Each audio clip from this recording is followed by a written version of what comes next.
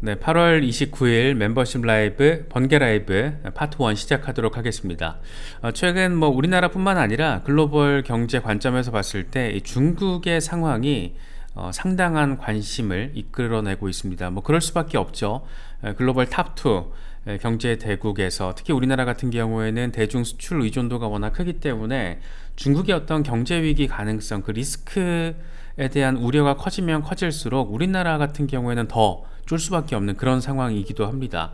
그래서 지금 부동산 산업에서 촉발된 위기가 중국 경제 전반을 흔드는 그런 상황으로 악화되진 않을까, 그런 리스크, 그 가능성에 대한 우려가 커지고 있는 건데, 일단 중국 정부가 잔챙이 수준의 어떤 정책적인 대응을 지금 하나둘 내놓고 있습니다. 이 증권 거래세를 전격적으로 인하를 하면서 이틀 연속 상하이 증시가 1% 초반 수준의 반등을 확인을 해줬습니다. 하지만 여러 전문가들이 거의 100% 바라보고 있는 것은 이게 해외 투자 자금이 중국 증시로 들어오게 하는 의미 있는 아주 굉장히 임팩트가 있는 정책적인 수단이 될 수는 없다.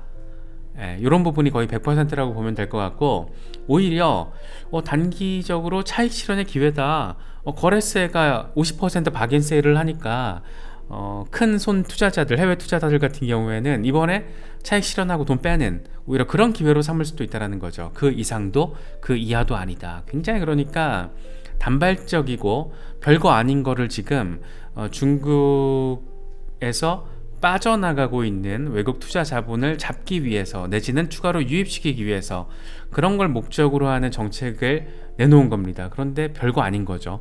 그래서 별다른 약발은 앞으로도 없을 것 같다. 그리고 하루 뒤, 오늘은 펀드 매각을 제한하는 규제 내용을 발표를 합니다. 이 대형 뮤추얼 펀드사가 대상이라고 하는데, 하루 기준 데일리로 봤을 때 매수한 것보다 더 많이 팔지 못하도록 요청을 했다라고 해요. 그래서 이게 지금 증권 거래세 인하 하루 뒤에 추가 대책이 발표가 되고 있는 건데, 역시나 그 임팩트라는 게, 이거 보고 제가 해외에서, 그러니까 중국 밖에 있는 투자 자산을 운영하고 있는데 이런 거 해준다라고 갑자기 뺐던 돈을 다시 중국 시장에 넣으려고 할까? 그렇지 않을 거라는 거죠. 그러니까 중국 정부 입장에서는 나름 어느 정도의 다급함이 있어서 이런저런 정책들, 잔챙이 같은 정책들을 지금 하나둘 시장에 풀어내고는 있기는 한데, 그 자체가 그렇게 설득력 있게 진짜 이런 것까지 하는 거야 라는 생각을 갖게 만들지는 않고 있죠. 지금 중국 상황을 보면 여기저기가 지금 기스가 나고 있다는 게 느껴지고 있습니다. 특히 신규 외국인 직접 투자가 올해 2분기를 기준으로 49억 달러, 전년 동기 대비 87%나 감소했다라고 합니다. 이 중국 경기가 예상했던 것보다 훨씬 더 나아가지 못하고 있죠. 둔화세를 보이고 있고, 특히 코로나 팬데믹 이후에 조금 더 나아질 줄 알았는데 그놈의 그 제로 코비드 정책 때문에 워낙 우악스럽게 핸들링을 하다 보니까 오히려 중국에서 공장을 짓고 만들던 기업들이, 당장 애플만 하더라도 이번에 애플 아이폰 15 같은 경우에는 인도에서 지금 생산이 된다라는 거잖아요. 당장 인도로 건너가거나 아니면 아예 오프쇼어링 됐던 어떤 그런 제작 시스템 공장들을 다 온쇼어링, 미국으로 다시 들여오거나 그런 작업들이 지금 진행이 되고 있기 때문에 중국은 지금 사실 굉장히 어려운 처지에 있다라고도 우리가 바라볼 수가 있습니다. 실제로 아시아 태평양 지역의 은행 대출을 보면 6년 최저래요. 그래서 중국 경제가 그만큼 예상만큼 반등하지 못했다라는 것을 보여주는 여러 가지 상황들이 지금 포착이 되고 있다. 그러니까 중국에다가 돈 넣어봤자 별거 없고, 대출 받아서 뭘 해봤자 그렇게 큰 수익률 기대하기 어렵다, 이런 어떤 뉘앙스가 지금 굉장히 강하게 깔려있다라고 우리가 바라볼 수가 있을 것 같습니다. 지금 사실 이게 더 재밌는 거는 이런 부분이죠. 중국 정부 같은 경우에는 원래 이 사이즈가 크니까 2008년 금융위기 당시만 하더라도 이 대규모 부양책 어느 정도였냐면 4조 위안 정도를 때려박습니다. 그런데 지금과 그때와 지금의 가장 큰 차이는 뻔합니다. 이 부채 비율, 총 부채 비율에 굉장히 큰 차이를 보이고 있는데, 2008년 당시에는 총 부채 비율이 141%였는데 올해 6월 기준으로 봤을 때는 279%, 거의 2배 수준이죠. 2배 수준. 물론 이제 코로나 팬데믹 대응을 하다가 돈을 찍어내면서 유동성 공급을 해서 경제를 부양하는 이 부채 경제 시스템이 굉장히 글로벌하게 진행됐던 시기이기 때문에 이거는 사실 마찬가지예요. 우리나라도 마찬가지고 미국 같은 경우에도 뭐 장난 아니죠. 그래서 부채를 통한 돈을 찍어내는 방식을 통해서 유동성을 공급하고 그걸 통해서 경제 내수를 운용시켜 왔던 방식들, 이게 지금 결과적으로는 어마어마한 정말 산더미보다 더 큰 그런 부채로서 결과가 지금 나와 버린 상태입니다. 그래서 중국 같은 경우에는 지금 이번에도 막 적극적으로 금리 인하 빵빵 엄청 큰 폭으로 때려버리고 돈 막 찍어내서 풀어버리고 대출 빵빵 풀어서 부동산 경기 다시 살아날 수 있게 뭐 이렇게 유동성 공급을 하지 못하는, 다시 말해서 대규모 부양책을 펼칠 수가 없는 게 부채 비율이 너무 크기 때문이에요. 그래서 이거를 더 심하게 돈을 찍어내는 유동성 확대 방식으로 가게 되면 뭐 뻔하죠. 제2의 아르헨티나 되는 겁니다. 그래서 지금 어떤 그런 분기점에 지금 딱 와 있기 때문에 함부로 지금 핸들링을 못하는 모습이 우리가 지금 바라보고 있는 이런 상황들입니다. 지금 뭐 가계, 기업, 정부 할 것 없이 부채가 상당히 심하다 라는 거는 잘 알려진 사실이고, 지금 우리가 사실 잘 인식하지 못하는 부분인데 이번에 블룸버그가 보도를 했던 내용이거든요. 지금 중국 같은 경우에는 가계, 기업, 정부 다 부채가 굉장히 심각한 수준이지만 여기서 한 가지 놓치면 안 되는 게 뭐냐면 지방정부의 부채, 이게 뇌관이 될 수 있다, 이런 얘기를 합니다. 2018년 기준으로 3,240조 원, 우리 돈으로 그 정도의 지방정부 부채가 있었는데 올해 지금 6,800억 원, 이미 어마어마하죠. 2배 이상 지금 지방 부채가 늘어났습니다. 물론 이것도 역시 마찬가지로 코로나 팬데믹 대응 과정에서 돈을 많이 써야 될 수밖에 없었고, 그래서 부채가 늘어났다라는 관점으로도 바라볼 수는 있겠지만 어쨌든 역시나 결과적으로는 그렇다라는 겁니다. 특히 지금 중국 지방정부 채권 올해 만기가 되는 게 33조 6,500억 위안이래요. 이게 657조 원 수준. 어마어마하죠. 지금 이게 빵꾸가 어디서 나면은 줄줄이 터질 수 있다는 거예요. 그래서 지금 중국의 어떤 부동산 산업에서 디폴트 위기로 촉발된 그런 위기가 금융 시스템 위기로 전이가 이미 중지그룹으로 지금 갔잖아요. 그래서 전이가 된 상황까지 포착이 되고 있는데 사실은 지방정부 상황이 더 간단치가 않다. 특히나 지방정부가 또 이렇게 어려움을 겪게 된 그 배경 중에 하나가 부동산 시장 침체로 인해서 토지 매각 수입이 작년 대비 23%가 빠졌대요. 그래서 만약에 올해 만기가 되는 정부 지방채권에 대한 만기 때 상환이 제대로 이루어지지 못한다라면 그 리스크 뻥 하고 터졌을 때 말 그대로 디폴트 나오는 거죠. 그러면 그게 어떻게 되는 걸까? 뭐 모라토리엄에서 디폴트까지 여러 가지 어떤 시나리오를 우리가 생각을 해봤을 때 이런 게 하나 터지면은 줄줄이 연쇄적인 작용을 거칠 가능성이 매우 높다라는 점에서 더 무게감이 더 크게 느껴지지 않나, 뭐 개인적으로는 그런 관점으로도 바라보고 있습니다. 지금 사실 이 중국에서 부동산 활성화를 통해서 내수 경제를 진작시켜 왔던 지난 최근에 몇십 년 동안의 그런 일들, 그런 일대 사건들이었죠. 그러다 보니까 부동산 산업이 갑자기 GDP의 25% 비중을 차지하게 되고, 이런 와중에 부동산 토지 매수 대금이 감소가 되면서 중국 지방정부가 채권, 야 이거 채무불이행이 된다고? 어떻게 되는 거지? 이런 생각을 할 수밖에 없는 거죠. 특히 우리나라 같은 경우에는 대중 수출 의존도가 워낙 높다 보니까 1등 아니면 2등이잖아요. 중국이랑 미국이 서로 그냥 왔다 갔다 와리가리 하면서. 그래서 우리나라 같은 경우에는 나름 완충적인 어떤 지대를 만들기 위해서 우리 정부도 뭔가 하긴 하겠지만 지금 중국에 대한 의존도가 워낙 크기 때문에, 수출 의존도가 워낙 크기 때문에 중국이 저렇게 내수가 완전히 망가졌을 때 과연 그러면 지금 수출 경제 시스템, 우리나라가 가지고 있는 의존하고 있는 수출 경제 시스템이 지금까지 그래 왔던 것처럼 온전하게 잘 유지가 될 수 있을 것이냐? 아니라는 거죠. 불가능하다라는 거죠. 그래서 이미 수출 경기 악화는 기정사실화가 됐고 중국에서까지 이런 상황으로 내수 경제가 더 얼어붙는다라면 중국 정부조차도 더 큰 어떤 경기 부양책을 활용하지 못하는 그런 수준으로까지 부채에 대한 리스크 위기가 상당히 지금 벼랑 끝에 몰려있다, 이런 상황으로 해석할 수 있다라는 점에서 지금 중국의 상황은 그냥 저러다 말겠지 이렇게 바라보는 것은 다소 나이브한 관점이 될 수 있다라고 저는 바라보고 있습니다. 그런데 우리나라 같은 경우에 만약에 중국발 부동산 리스크 위기가 이 금융위기로 전이가 되고 중국 내수 부진에 이어서 우리나라로까지 빵 하고 뭐가 온다라면 우리나라도 간단치가 않다라는 거죠. 지금 우리는 정말 이상한 시대를 살고 있다라는 것을 너무 잘 알고 있지만 우리나라 지금 가계부채가 2천조 원이에요. 2천조 원. GDP를 추월했습니다. 102.2%. 그러니까 GDP 대비 가계부채가 102.2%. 조사 대상 34개 나라들 가운데 세계 1위. 어마어마합니다. 그러니까 GDP를 뛰어넘는 가계부채를 가지고 있는 상황. 그런데 여기서 경기가 계속 위축되는 상황, 다시 말해서 수출이 더 꺾이게 되고 뭔가 내수경제까지 위축이 되는데 가계부채는 어마어마해. 다들 빚내서 영끌하고 부동산 투자하고 이런 바람에, 그러니까 소득을 넘어서는 내가 감당하기 어려운 수준으로 투기성 투자를 하신 분들은 지금 상당히 어려운 상황에 처할 가능성이 조금 더 높아졌다라는 거죠.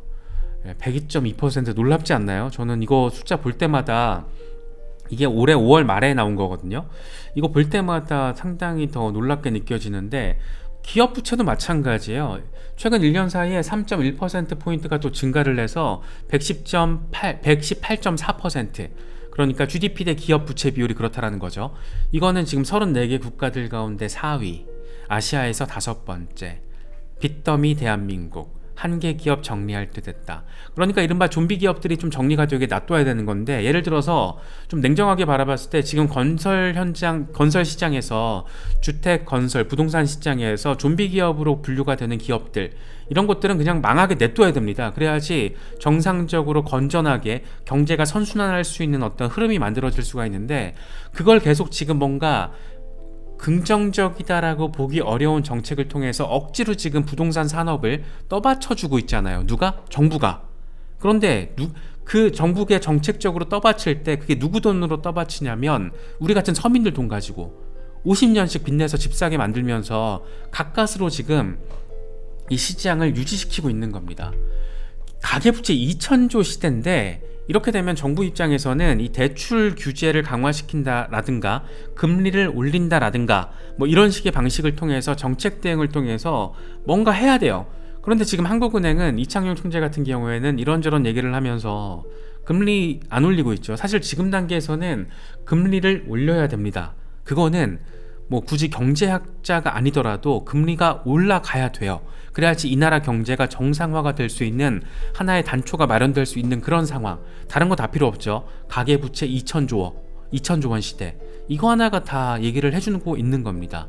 이창용 총재 5월 발언이거든요. 가계 대출이 지금 80% 수준까지 낮추는 게 중장기적인 과제다. 알고 있죠, 당연히.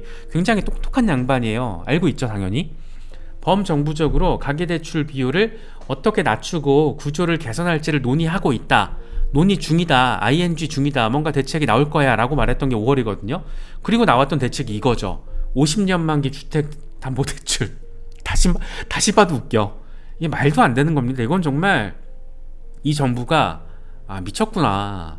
사실상 전 정권의 이 부동산 정책 무능, 이걸로 인한 집값 폭등, 이런 걸로 인해서 정권이 교체됐다라고 분석되는 경우도 많은데, 그게 뭐 사실인지 아닌지 이런 팩트체크는 떠나서 그거는 우리가 지금 다뤄야 될 사안은 아니니까, 어떤 정치적인 관점에서 특정 정당을 비판을 하거나 옹호를 한다라던가 이런 거 말고 정책적으로 봤을 때도 전 정권이 부동산 정책에 무능했다라는 거, 부동산과 관련해서는 굉장한 위선을 보였다라는 거, 특히 청와대 고위직일수록 그런 것들 우린 다 체감적으로 알고 있고, 그런 것들이 중도 표심을 빼앗아 갔다라는 거는 뭐 그건 팩트죠. 그래서 정권이 바뀐 거다라는 얘기도, 분석도 나오고 있는 상황인 건데, 그러면 현 정부는 어떠냐? 이거 보고 정말 깜짝 놀랐어요. 저는 개인적으로는 50년 만기 주택담보대출이라 지금 상황에서 가계부채가 2천조 시대에 한국은행 총재가 말하듯이 가계대출을 80% 수준까지 낮추는 게 중요하고, 이걸 위해서 뭘 하겠어요. 하느니 금리 올리면 됩니다. 그런데 그건 안 하고 정작 범정부 차원에서 내놓는 정책이라는 게 50년 만기 주택담보대출.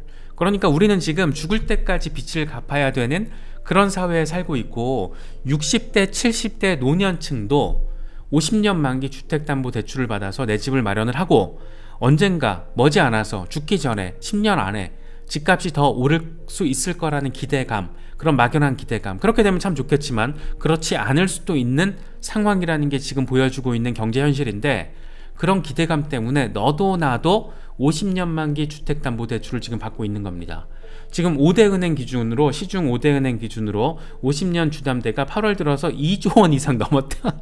급증했대요. 정말 너무 웃기지 않나요? 지금 7월에 나왔으니까 출시 2달 만에 3조 원 돌파가 예상되고 있는 겁니다. 이게 진짜 세부적으로 계산을 해보면 정말 깜짝 놀라실 거예요. 이자 부담이 어마어마하게 늘어나는 거거든요. 그러니까 30년 만기 때보다 50년 만기로 가게 되면 DSR이 완화되기 때문에 더 많이 빌릴 수 있다는 장점이 있고, 원리금이 30년에 나눠서 낼 걸 50년에 내다 보니까 매달 나가는 돈이 조금 줄어드는 효과가 있죠. 대신 근데 20년 더 내야 되죠. 뭐를? 이자를. 그래서 실제 이자 부담이 2배 정도 돼요. 어마어마한 겁니다. 5억 이자 갚을 거 10억 내야 되는 거거든요. 그럼 이게 지금 뭐 하는 짓인 걸까? 이걸 지금 정책이라고 만들어 놓고, 야, 이 주담대 50년 더 많이 빌릴 수 있게 하고 더 많은 이자를 갚아야 하는 그런 빚의 수렁텅이로 서민들을 몰아넣고 있는 이런 상황. 부동산 불패는 없다. 부동산은 곧 올라. 곧 반등할 거고 불장 올 거야. 다시 신고점 찍으면서 쫙쫙 나아갈 거야 라는 기대감을 가장 적극적으로 지금 언론을 통해서 또 나와주고 있는 거고, 이자 부담이 이게 어마어마해요. 지금 주담대 변동금리가 하느니 금리를 인상시키지도 않았는데도 불구하고 코픽스 변동금리는 계속 올라가고 있는 거거든요. 8월 29일 오늘 기준으로 4.05에서 6.956%까지 나와요. 지금 상단이 6.956인 거예요. 조금 있으면 주담대 금리 상단 7% 돌파 여기가 이제 나올 수 있는 겁니다. 그럼 대출이자이 감당이 될까요? 지금 뭐 4% 초반으로 받는 분들은 소액이면서 그렇게 크지 않은 금액을 신용 등급이 굉장히 높은 사람들, 이거 4%대 받는 사람들 많이 없다라고 하더라고요.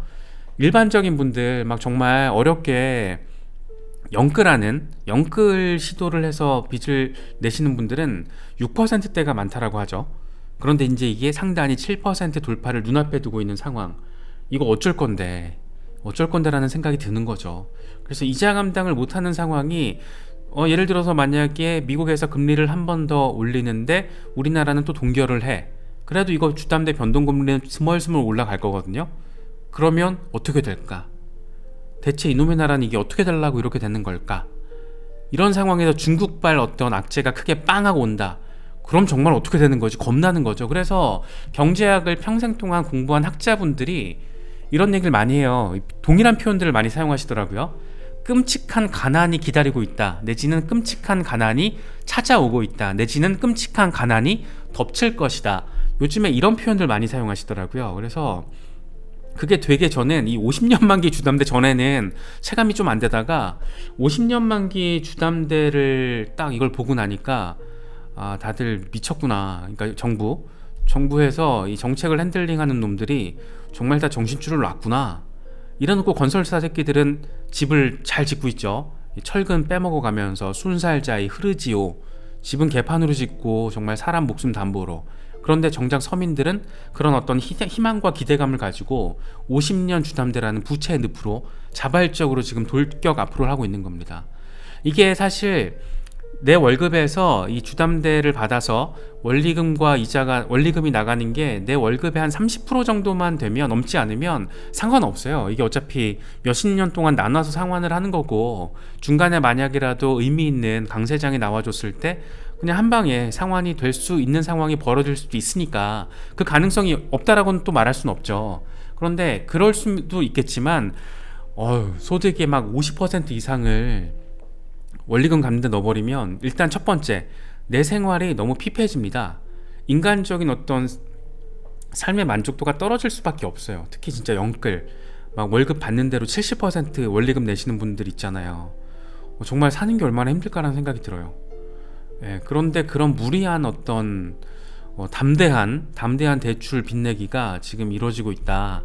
그런데 이 역할을 지금 언론에서 아주 적극적으로, 특히 건설사가 지분을 가지고 있는 언론 매체를 중심으로, 특히 경제 미디어를 중심으로 아주 거지 같은 기사들이 막 쏟아지고 있습니다. 특히 이런 게 정말 가장 안 좋은 악질 기사거든요. 저도 이제 미디어 쪽에서 오래 일을 해서 정말 이런 거는 정말 최악이죠, 최악. 아파트 거래 10건 중 1건 신고가 9개월 최고, 신고가 경신 속속, 노원 빼고 다 올랐다. 압구정 현대 54억 신고가.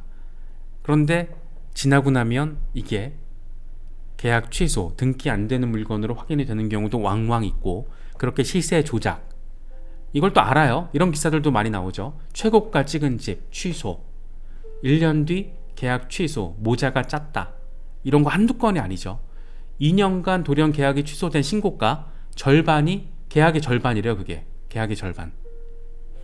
정상이 아니에요 지금. 그러니까 지금 부동산을 사례로 말씀을 드리고 있지만 코인 투자도 마찬가지고 주식 투자도 마찬가지입니다. 어떻게 비투, 영끌, 이걸로 비트코인 사시는 거는 정말 저는 좋지 않다라고 봐요. 이걸로 엔비디아로 한번 역전 한번 해보겠다, 빚을 내서. 그래도 뭐 귀엽게 뭐 500, 1000 이 정도로 하시는 건 상관없는데, 정말 크게 영끌해가지고 막 이렇게 덤비시는 거는 나중에 정말 이 시장의 변동성이라는 게 아직 어마무시하기 때문에 여차하면 정말 아차되는 상황이 벌어질 수가 있습니다. 그래서 그나마 지금 여기 계신 분들도 그렇고 자발적으로 정보 습득을 적극적으로 하시는 분들이라서 이런 이상한 기사들에 어떤 방점을 찍고 의사결정을 하거나 그러시진 않겠죠. 하지만 지금 상황은 굉장히 예민하다. 우리나라도 이렇게 개판인데, 지금 우리나라 이 난리 개판인 상황인 건데, 여기에 지금 중국 리스크, 여기에다가 정말 최악의 한 방이 뭐냐면, 중국에서 뭐가 터지고 미국에서 상업용 부동산 이슈가 하나 터졌을 때, 그렇게 중소형 은행 또 몇 곳 파산했을 때, 그게 진짜 최악입니다. 그게 같이 터지면 하반기에 우리나라와 진짜 그건 생각하기 싫은 상황이죠.